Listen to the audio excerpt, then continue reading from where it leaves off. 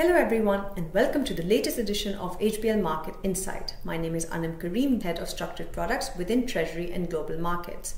Today we'll be talking to you about the Libor benchmark and the transition to alternative reference rates. As you may be aware of, the highly publicized challenges faced with Libor fixings brought into question the need for a credible and more reliable benchmark. In consequence to that, all the large regulators and central banks across the world decided that Libor needs to be phased out and alternative reference rate needs to be introduced. I have with me Hamza Rana, a senior member of the ALM Treasury team, who will walk you through the latest developments. Thanks, Anam, and hello everyone. The London Interbank Offered Rate, Libor, has been the most widely used reference benchmark rate across financial markets over the last 3 decades.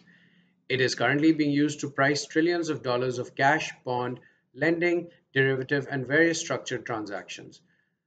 It is published daily and is the rate at which banks expect to lend and borrow unsecured funds from each other in the short term. The Libor methodology entails a trimmed mean or average of rate contributions as submissions from panel banks using their own pricing models and expectations. This is published across 5 different currencies, being US dollar, Japanese yen, euro, pound sterling, and Swiss franc, and across 7 different tenors, ranging from overnight to 1 year. As Libor is heavily reliant on expert judgment of the contributing banks and not on any actually traded volumes, the need arose for a more robust alternative benchmark or reference rate, which would be based on actual transactions being executed in the market. Thanks, Hamza. This is why we've seen the end of Libor for some currencies starting from this year, Jan 2022. USD Libor will also cease to publish from June 2023. Can you shed some light on the alternative benchmark or reference rates that are going to replace Libor? That's right, Anam. I'd like to draw the viewer's attention to the screen where we've shown key Libor transition timelines for each currency and their recommended replacement reference or benchmark rates. From 31st December 2021, the legacy Libor fixings for pound sterling, euro, Swiss franc, and Japanese yen have ceased to be published or be representative across all tenors. For US dollar Libor, the less frequently used 1-week and 2-month settings have also stopped being published from 31st December 2021. The remaining 5 US dollar Libor tenors, being the overnight 1-month, 3-month, 6-month, and 12-month settings, will cease to be published immediately after 30th June 2023 next year. For the interim period until 30th June 2023, these 5 US dollar Libor fixings may continue to be used only for legacy transactions or existing contracts, which were executed prior to the start of this year, 1st Jan 2022. Therefore, looking at US dollar products, all transactions and contracts referencing any US dollar Libor tenors will need to have transitioned to an alternative reference rate before 1st July 2023. The alternative reference rates, or ARRs, are benchmark rates that have been developed as an alternative to Libor.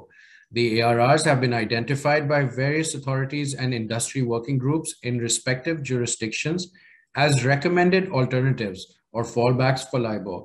They are the Sterling Overnight Index Average, or SONIA, for GBP, the Euro Short-Term Rate, or ESTER, for Euro, the Swiss Average Rate Overnight, or SARON, for CHF, the Tokyo Overnight Average Rate, or TONAR, for JPY, and lastly, the Secured Overnight Financing Rate, or SOFR, for US dollar. These benchmark interest rates are based on actual overnight transactions in highly liquid markets and will, in some cases, like SOFR for US dollar, be based on secured rather than unsecured overnight transactions.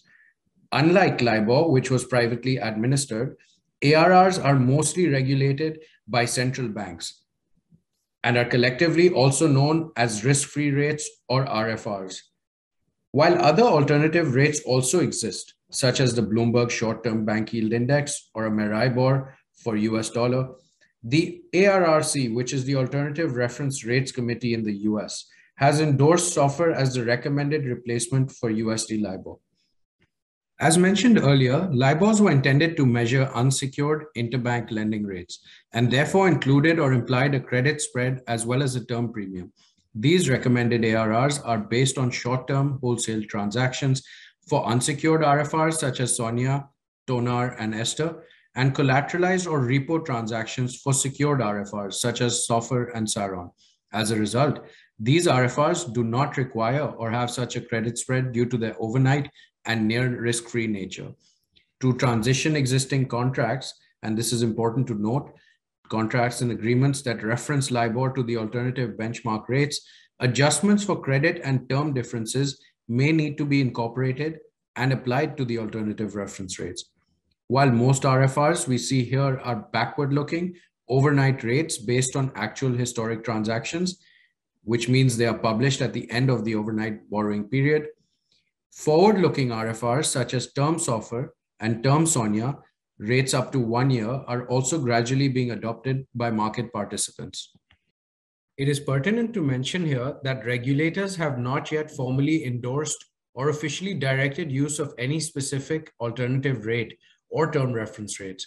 Despite this, in US dollar, for example, more and more counterparties are gravitating towards SOFR and Term SOFR over other circulating benchmarks.